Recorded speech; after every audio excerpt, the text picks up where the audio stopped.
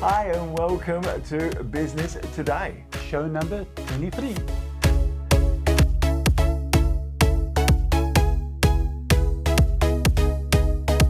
Last week, John Hughes talking passion. Andrew spoke about marketing. Helia was change your luck, and Annemaria talked about self-regulation.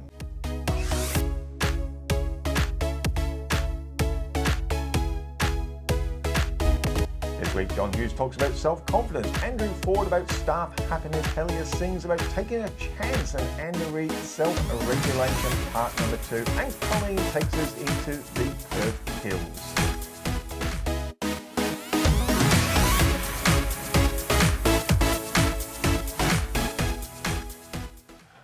Well, welcome back to another show on Business Today. Geez, we've got some great guests coming up today, Gerard. Especially, I think, after last week, I think the standard is set high for today.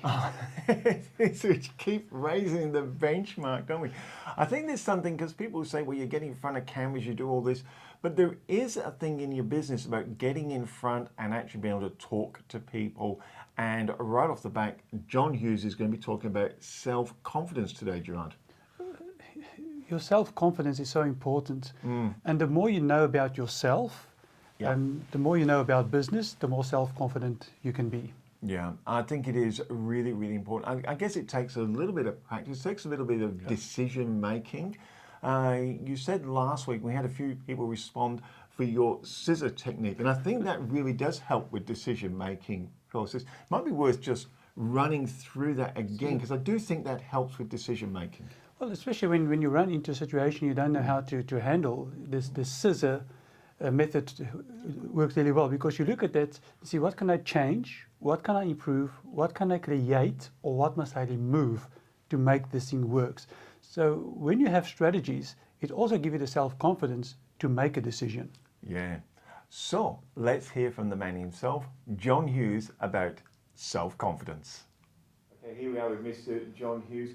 One of the things I've heard you say, John, to be successful in business is to have self-confidence. And you seem to have had it for a long, long time. Well, I don't know that you're necessarily born with it, but, I believe that self-confidence comes out like perspiration on a hot day. You don't need to pound your chest or raise your voice and tell people how good you are. If you've got it, they will know it. Now, where did it start? I think one of the most significant inputs for me in terms of confidence, as an early teenager, I was a student at the Christian Brothers College in Fremantle. Fremantle was a rough, tough town, city in those days, and CBC was run by the Christian Brothers, and they were tough disciplinarians. Because my mother had kept me too long in a convent, by the time I went down to that big, rough, tough school, all the boys had been together for a number of years. They'd formed their own groups, and I was a bit nervous and used to stutter and stammer somewhat a little bit, and I was the odd one out. But I remember something that happened to me in that school that I've never, ever forgotten. We're involved in the physics laboratory, benches down both sides, a bench along the back, 26 boys in the class. I happened to be up the back in the right-hand corner. What you had to do was dissolve some powder in a liquid in a test tube. There was some of the powder left. It was called precipitation. You had to calculate arithmetically how much of the powder was left. 26 boys in the class, I'm up the back in the right-hand corner. The brother said, I want you to work out your answer. I want you to write your answer down, and don't speak till I point to you. And if some of us can remember, that's the way they used to run schools, with discipline. So I write down point 001, last boy in the corner. Everybody got their answer written down? Yes, brother, don't speak till I point to you. No, brother, remember, I'm point 001. Points to the boy on the left-hand bench. Call out your answer, point 01. Second boy, point 01. Third boy, point 01. Fourth boy, ducks of the class the previous year, point 01. Point 01, point 01, point 01, point 01. 25 times till it comes to the new boy in the corner. He said, call out your answer. And Michael, for some unknown reason, whatever it was, I bit the bullet and stuttered out point 001. They all turned around and jeered at me. The dummy, the new boy in the corner, I was right. I've never forgotten that. You stand up to be counted. You're not a sheep that falls in with unison with all the other sheep. You don't fall in line. You don't buckle under peer pressure. Stand up for yourself. You're better to be obdurate and obstinate rather than weak and vacillating. And I am a .001 and I'll never ever forget it. And I think that reflects in you when you came to the car business. You said, this is my standard. Even though a lot of other people were saying, you're mad. That'll cost you too much money, John. You're starting in business, you mean? Yeah. Well, I borrowed, I used to wake up, I was an employee in the car business. I was managing, but I was an employee. I was early 30s. I used to wake up in the mornings, most mornings around 3 or 4 o'clock with a knot in my gut. I had all the tests, went to the doctors, I couldn't find anything wrong, but the knot in my gut persisted. I'd only recently got married and I'd borrowed the deposit to buy the house. I had no money. And then I saw advertised in the paper an auction for a service station site at 196 Albany Highway, Victoria Park, just over the causeway. So I didn't go to the auction because obviously I didn't have any money. So I rang up the auctioneer the next day, hoping that they'd tell me that it had been sold to get the monkey off my back, but it hadn't. So I didn't sleep too well the next night, and I rang them up the next day and I made them an offer they couldn't possibly accept. I forget the figure now, forget what it was. 5% deposit in 60 days, another 5% in another 60 days, the balance in 120 days after that. They couldn't possibly do it, couldn't possibly accept it. So I slept well that night. Well, of course, then they rang me next morning and said it was yours. And I didn't have the money, Michael. I had to get my briefcase and walk up and down St George's Terrace and borrowed 120% of what I needed, which you could do in those days. But as soon as I'd made that decision, as soon as one of the biggest decisions financially, probably the biggest decision of my life, the minute I'd totally overwhelmed myself with debt, that knot in my gut went away. It was my body telling me, John, you're not destined to work for other people. And I've got to tell you, Michael, seriously, your body is your best doctor. You listen to it. Well, John certainly knows a thing about self-confidence. Well, being in business for 50 years, definitely. Absolutely. Another man who knows a lot about business is our next guest coming up, Mr. Andrew Ford. What's Andrew talking about this week, Gerard? Let's talk about staff happiness. Oh. And I always say, you know the saying, happy wife, happy life. I think in business, happy staff, happy life. Happy business. Look, I think Andrew really does. I've been down to Andrew's. This is what you get when you go live. You get all tongue-tied, but you go down to Andrew's place there with him and Kyle, and you meet the staff. They just all love being there. I think the culture and what he talks about in this segment, I think, is really, really powerful.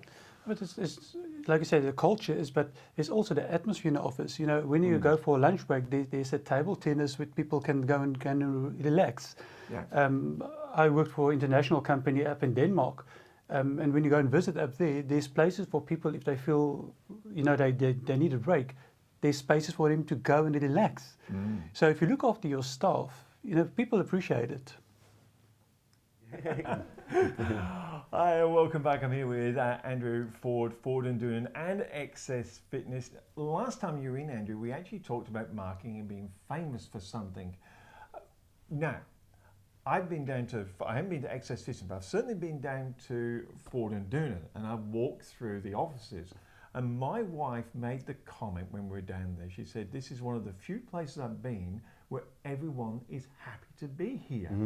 They don't want to go home. And we're talking like a COVID thing coming on. How? You said famous for marketing, but how have you made that? Yeah, well, that is one of our values, core values, is have fun at work. And that came from, again, another podcast or book I've forgotten now some years ago, where, again, it's just a matter of people, you got to enjoy what you're doing. And if you enjoy what you're doing, you're going to do it a lot better. And that care is going to come out to the customer and that fun. And customers love being around people who are happy and smiling and laughing, as opposed to hating their job and dragging themselves around the office looking at their watch to go home. So it's got to come largely from the business owner, I think, this to encourage the fun. And we've got a general manager, Barry, who's a bit of a goose. He's just a funny guy. He used to be, in his younger days, playing guitars on the streets and that sort of thing. So he's a bit of what would you call it, an actor, I suppose. Yeah, yeah. But he'll just do the silliest thing, and taken out of context, you'd go, the guy's an idiot. But what it does in context is it just lifts the esteem of the whole place when he makes it, like he'd do a reading. He hasn't done one for a while, so we adopted every day at a certain time, 3 o'clock in the afternoon, I think it was, he'd do a reading. And it might be a reading from a Buddhist type thing, or it might be a funny verse or something like that. And he'd say, attention, attention, over the intercom, over everyone's phone, and everyone would sort of go quiet. And it might only be a 30-second quote, and people would sometimes ponder, what did he actually mean by that? But he became famous for it, and everyone often would just laugh afterwards. So it just lightened it all up when the mood gets too serious. No, I must say, there'd be a few business owners out there saying, but they're not working. They've stopped working to listen to that, and now they're having a laugh afterwards. Look what's happening. Yep.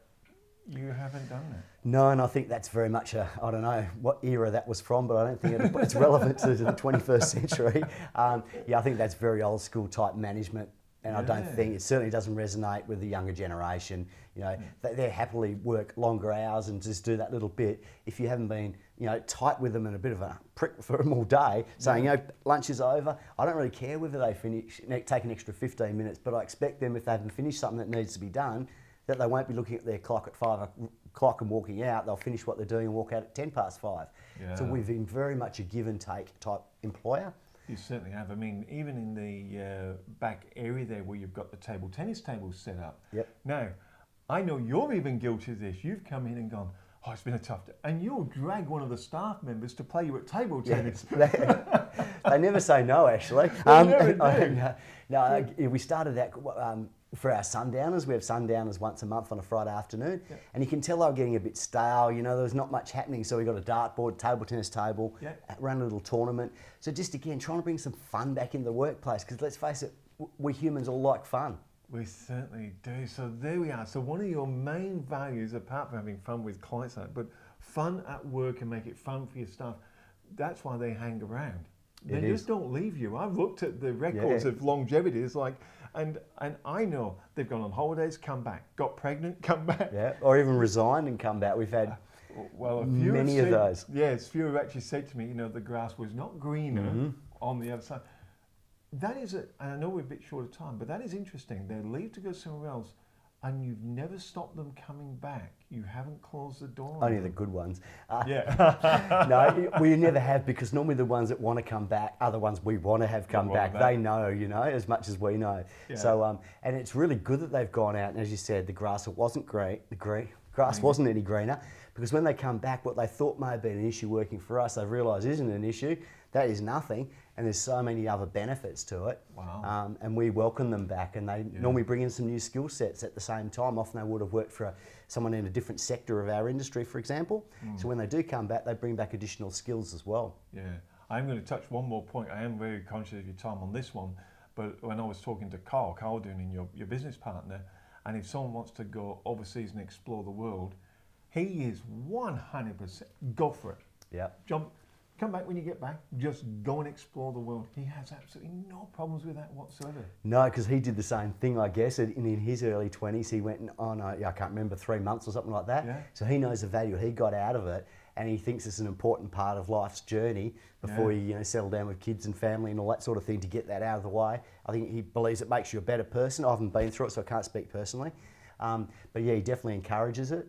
And we'll just give them, if as much holiday they've got, then leave without pay, and their job's waiting for them when they get back. Wow. It's part of being part of Forward and Doing, and probably Access Fitness as well. It's all part of life's journey. It is. Thank you very much, Andrew. Thanks, Michael. Well, another great segment there by Andrew. Thank you so much for making the time to come in and film that. I'm sure everyone's getting a lot out of this.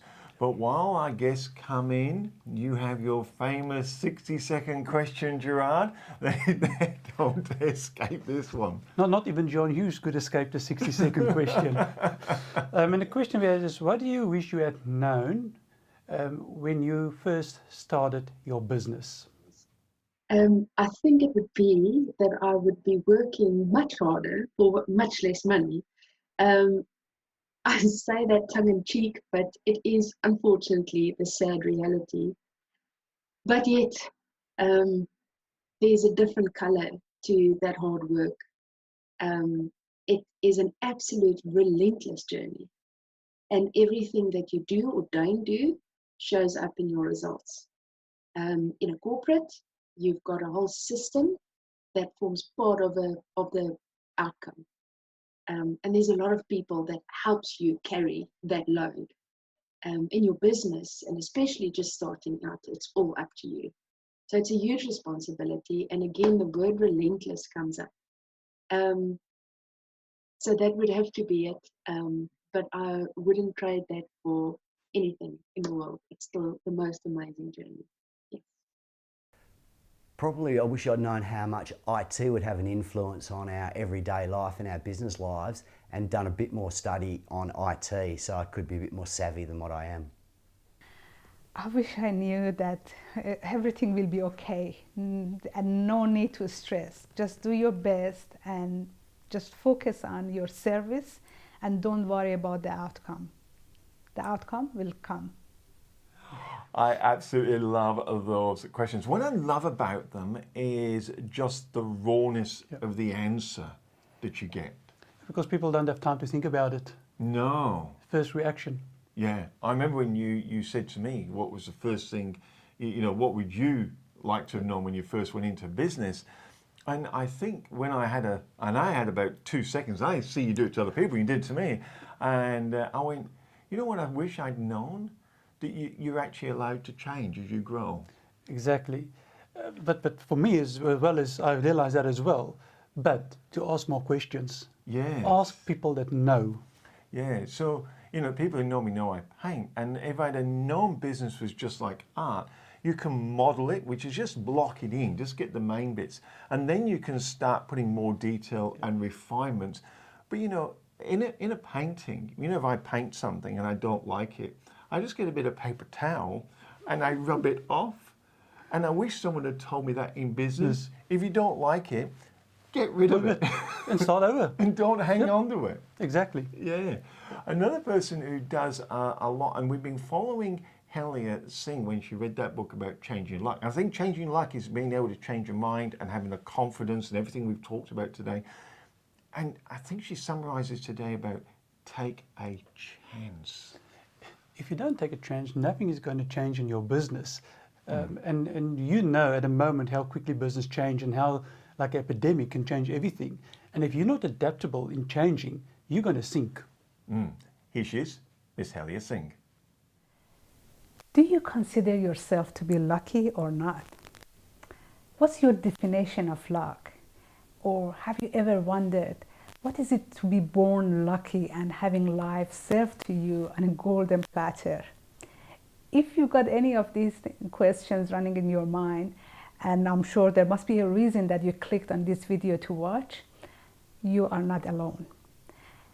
Until just recently, I used to think I'm not a lucky person. And I used to feel that, well, luck is only for certain people. And to me, the definition was this, that you are either born with it or not. And in my, again, definition, I had three sort of peoples. One was lucky people, which was, it was rich people. And then the unlucky people, which are the poor people. And then the middle class people, like me. So we are just there. So that's why every time I tried to do something and, put the hustle in, and despite all my efforts, it felt something was out there to rob the happiness from me, and life was just giving me and throwing me those curveballs to tell me that, look, you need to stay in this middle class. You are a mediocre. You can't just go up there. Just be happy and grateful for what you've got, and that's it. And that was very, very frustrating for me. So it felt that life is just was a fate for some people, and I had no control. And if you know me long enough, you know that control, I always had that issue with it. Come on, I wanted to be in control of my life and know exactly what I want to do with it. So that's why we are talking about the luck factor today. My name is Helia Singh, and today you are watching another episode of our Well TV. And today we are talking about luck, how to increase it, how to manifest it in our life, and how even to change our vibration around luck. Because only through luck we can increase our success, which is inevitably end with wealth, which is from inside and also from outside. Most of this topic is a credit to the book that I read a few years ago, and that's called The Luck Factor by Richard Wiseman. I suggest you to read this book. You will learn a lot from it. That's just become like my mini Bible these days. But first thing first, when it comes to luck, I want you to be open-minded about it, that luck is something that we progress towards it. It's not something that you either get it or you don't get it. So it's a slow progress, but once you are there, that's it. Then you reach that abundance that you will receive luck from right and left is just coming to you. Hanging there, I'm going to explain to you what's happening. And if you are one of those people that think that success is got to do with luck, so of course there are many people feel this way, and it is true. Julius Rosenwald, he was an American businessman and philanthropist. He said that 95% of success is actually luck, and 5% is ability. But people, not everybody get the chance to show their ability. So even a very successful and rich businessman is admitting that success has to do with luck. But luck is something we can create for ourselves. As a person with a mathematics background, I like to look at the correlation between luck and chance. So what do you think? Why do you think the chance, and like when we say to people that, okay, this person is lucky, what is the word chance comes in there? Well, what a show. We've been talking about self-confidence. We've been talking about getting your staff happy, which you need to be confident. You have to be happy in yourself to make that happen. What would you like to know in business? And I think it was the confidence and change. We talked about different things like that. Helia has just taken us through about taking a chance. And it's this luck factor book that she read. Or if you want to watch Helia's show, jump onto her YouTube channel. That was a segment out of her show, just to give you a taste of what that program is really like. It's getting very, very popular for very good reasons.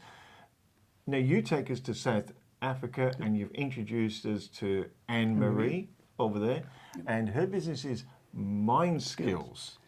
Yep. And Annemaria, we listened to her last week, and this is part 2 of her conversation. But Annemaria is so up to date with the latest what's going on in neuroscience, in management and staff. So you get the latest of what's out there. And this is part 2 of self-regulation. Again, all tying back into that self-confidence that John started us off right at the very beginning of the show. It's all about me. You as business owner, if it's not you that leads the people, nothing will happen. So this is for you. As we discussed before, self-regulation is a crucial skill for all of us to have, irrespective of who you are or what position you're in, whether you're a CEO, whether you're a team leader, business owner, when you're a partner. As soon as you are in interaction with another human being, you need to be able to self-regulate. Self-regulation is based on how we interpret life around us. How do we interpret what people say? How do we interpret a specific scenario that we find ourselves in? And this interpretation is really based on the state that we find ourselves in. We know that there's only 2 states. That's a toward state and an away state. As soon as I am in a toward state, I am open, I'm calm, I am confident. I will interpret things in a more positive way. However, on the other hand, as soon as I find myself in a more away state, and the reason for this might be that I don't quite trust a certain person, or that I don't feel safe in a certain situation, I will go into an away state and I will interpret things and what people say in a more negative way. And this really is the brain doing its job, because the brain's only job is, on a very basic level, to protect us. Hence the two states. Are you okay or aren't you okay? And if you're not okay, I'm going to protect you. And I'm going to take you away and I'm going to help you to interpret things around you in a negative way, because it's not going to serve you. So there are various ways in which we interpret things and what people say in a very negative way. I would like to share with you an example. It's a coaching example of a team leader that his team kept on challenging him openly. He was in a new position as this team leader, and he felt that they disrespected him. So in coaching, we discussed this scenario, and he actually, in fact, interpreted everything that his team did and the interaction between him and his team in a very negative way. What he realized is that he didn't feel safe yet, and he didn't feel that he could trust himself and his team yet. Hence, he went into an away state, and he had the tendency of interpreting everything in a more negative way. Again, this was just the brain doing its job. Now, the good news here is that there is hope, and we do have the ability to control this initial interpretation of ours. We call that process reappraisal. So we re-evaluate our initial interpretation based on our state. And the way that we can reinterpret or reappraise is exactly that. It's called reinterpretation. It's one of the tools or techniques that I would like to share with you. It means that you have the ability to move yourself from an away state into a toward state, and to move yourself out of that threat response, and that you go into a more toward state, so that you have the tendency to rather look at things in a more positive way and interpret things in a more positive way. One of these examples is when you walk towards one of the gates at the airport, where you have to board. You think that you're late. That's your initial thinking. And you've got this fear response: what if I miss my flight? But as soon as you start walking slightly faster and you start seeing the gate, far away still, but you still see that the people are busy boarding, you immediately reinterpret. And you move yourself from that state of fear to a state of it's okay. And you manage yourself. You don't break down. You have the ability to manage yourself. We do this all the time without even knowing it, reinterpreting. And that is the ability of us to downward regulate that emotional arousal. And that ability we call emotional regulation. That I think for all of us will serve us very well if we try and refine that skill, because it is so important. Wow, what a packed show. I have really enjoyed it this week. I think it really does get to the core of business, especially when you're struggling. You've got to get that self-confidence, got to get that passion back in, taking a chance. But again, even if you're a very successful business person, all these things we spoke about today, you have to keep on working on those little things, because there's all that 1%ers. We're all about that 1% change and that little thing. Yeah. I mean, just for example, with staff happiness, what is the one little thing that you can do today to change that your staff is happier? And it doesn't have to be give them bonuses. It can be like, you know what, I'm going to buy lunch today. Yeah. And if you are the staff, what is it you're going to do for you to make you happy? You know, we always talk about staff and employees, but some of us are self-employed. We are the staff. Yeah. What are we going to do today to make us happy? I'm taking you for a coffee, by the way, straight after the show. There you go. I get 2 for 1, so you know me. We're generous. It's been an absolutely fantastic show. Now, we have been supporting local, obviously trying to support the local businesses and so forth. Colleen Yates from Regional Development Australia, Perth, does a lot in this area. we've been following her. She's been going into the Perth Hills. I think we went to Lake Lesanort over the last couple of weeks. Now she's going up to Mundaring in the Perth Hills to look at the art up there and the art centres and the art business in that area. I think it's absolutely fantastic. I hope people enjoy this one, Gerard. Again, for me, it's like you being painting and art. You need sometimes something different to take your mind off. Yeah. And for me, is going to look at art. It just gives my brain time to settle. So, special episode today. So enjoy this trip into the Perth Hills looking at art with Colleen Yates. And until next time, it's goodbye from me. And goodbye from me. Hello, I'm Colleen Yates and I'm the CEO of Regional Development Australia Perth.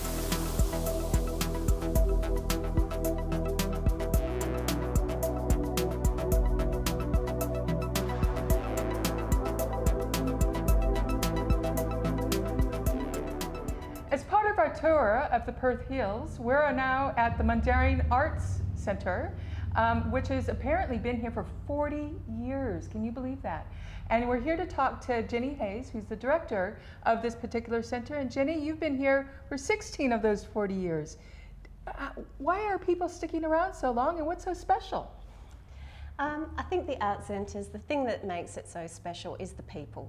And you know, we have fantastic local artists. I came here as a community arts officer and then was, you know, really interested in our education programs and the artists that we represented and how that engaged with the community. And that's kept me here, as well as all of the amazing people who are part of our community. So whether they be the participants in our programs, the artists that we represent, or the audience that comes to see our work. So as part of that 40 years, are a lot of the people who started the Arts Centre, are they still participating? Yes, that's right. Wow. Yeah, so we have life members and we have people who were the volunteers who had the idea initially and decided that we needed an art centre or a regional gallery in the Perth Hills. They had those conversations with the Shire of Mundaring and how that could make that happen. And Over a glass of wine? Yes, that's right. Over a couple of glasses of wine and a few fantastic creative conversations about, well, what could we do? And we've got this fantastic post office facility here where we run our programs, and those people still come back to visit our programming. Brilliant. So Jenny, you mentioned that this was a post office. How did it morph from a post office into an art centre, and what does that bring to this particular facility? Well, the Art Centre itself started in a service station, and they tried their very best to make that an incredible space for the community, but then we needed something a bit more, and this space was available as a Shire-owned building, beautiful old heritage space, and it does bring that ambient feel to when you visit the space. Sometimes people can feel a little bit disconnected to the arts because they walk into a sterile space, but people have said, you know, they feel like they're coming home and they can feel relaxed and they can move around the different areas. It's got the old floorboards, but it's also got interesting walls, and when you're hanging an exhibition, rather than it being a box, a sterile white box that galleries can be, it's got little nooks and crannies for people to explore.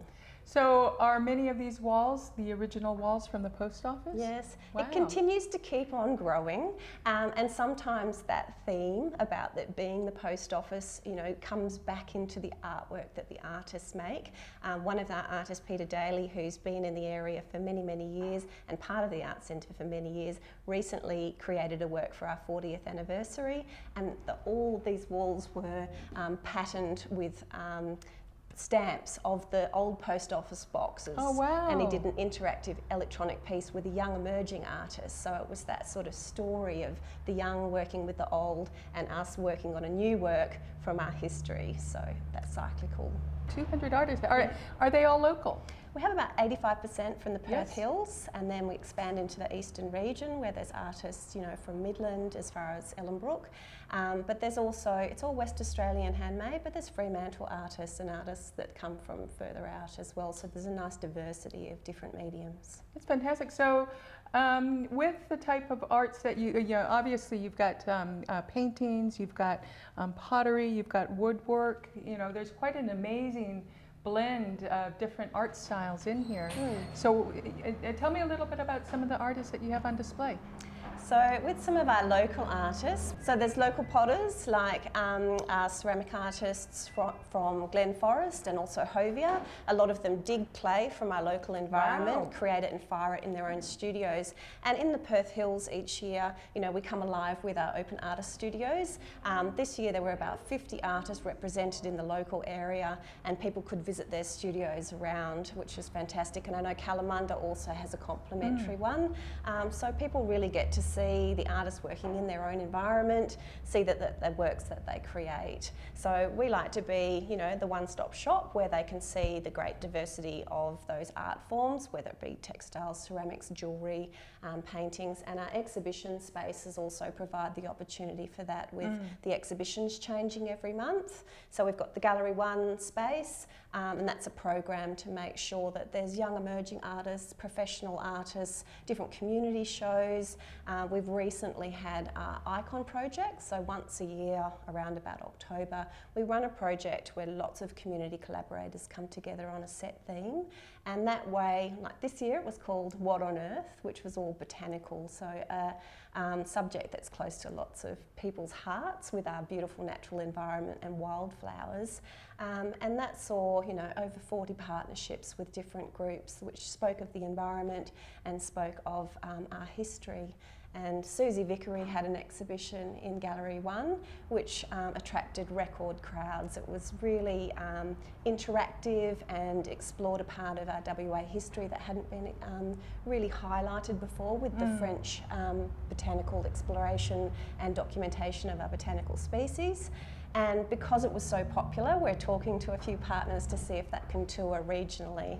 So sometimes with our exhibitions in the space, when they become, you know, really popular and they've got a thematic story to tell which will have a broad appeal to audiences, we often will develop those into touring shows with Art on the Move, so they can go out to regional communities and, you know, continue that story.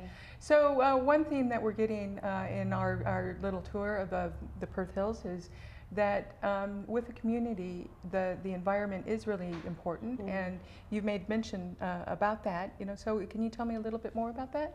Well, I think it's really important for a community centre, because we are community arts driven with a big public program of workshops and working with schools, is that we do reflect what's important to our community and what's special about our community.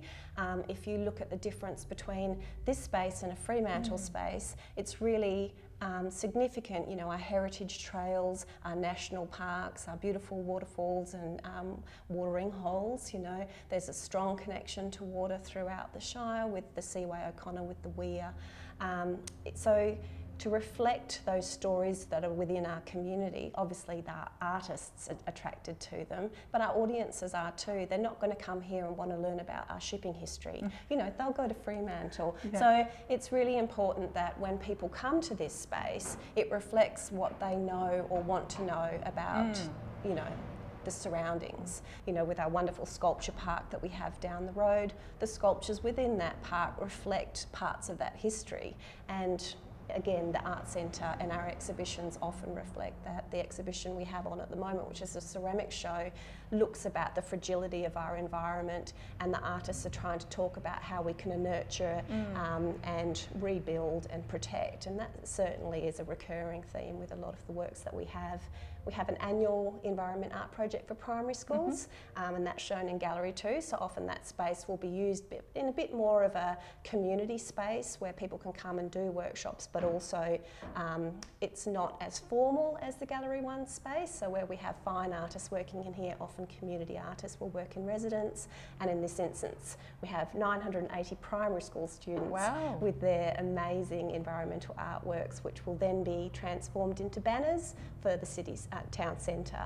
So in terms of Indigenous artists up here, do you have quite a few Indigenous artists? We don't have a lot of Indigenous artists that live locally. There are a few that we have you know, ongoing relationships with, whether they be through the public artworks that we create, whether it be in an advisory capacity, but certainly we've got the secondary venue down in Midland, and there's a higher population of Indigenous artists who we work with down in the Midland area.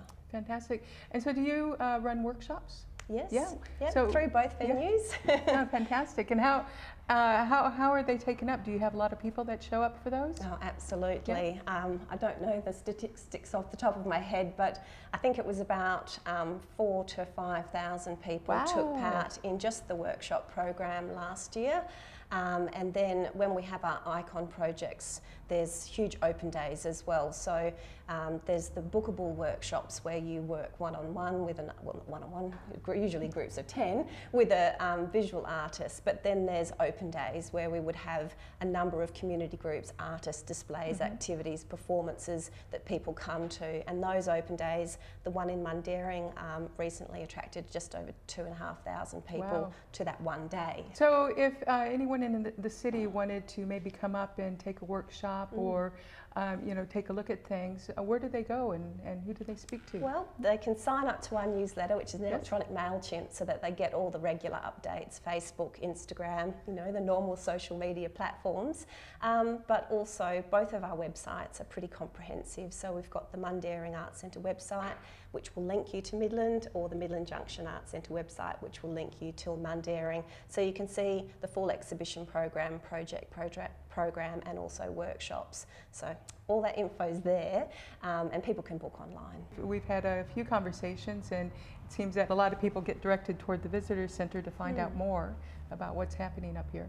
Yeah, I think we're really lucky. We live in a village community and people do know each other. So the visitor centre will tell people about us, as will the library, and vice versa. So people can find information from multiple sources as well as the Shire administration. So with the facility being here for 40 years, do you see another 40 years? What's the legacy that you see? What would you like to see happen with the Mundaring Arts Centre moving into the future? I think that in today's climate, when it comes to the way that the arts are supported, places like this are so vital. It's a grassroots organisation where we've discussed there are opportunities for very senior professional artists to work alongside young emerging artists, and there aren't that many organisations that provide that anymore. There's a reduction in the school programming and the tertiary programming on the arts, so those opportunities for people to connect with the arts are being limited. So yeah, community arts centres are a really vital breeding ground for new creative direction, and I hope that the Arts Centre can continue to do that, because it's got a long legacy of success, and I can only see that it's growing. We've got a beautiful team that works together and some fantastic partners. Brilliant. Well, thank you so much, Jenny, for letting us come in here and having a chat with you. We might take a walk around and take a look at a few things, and thank you. Please do.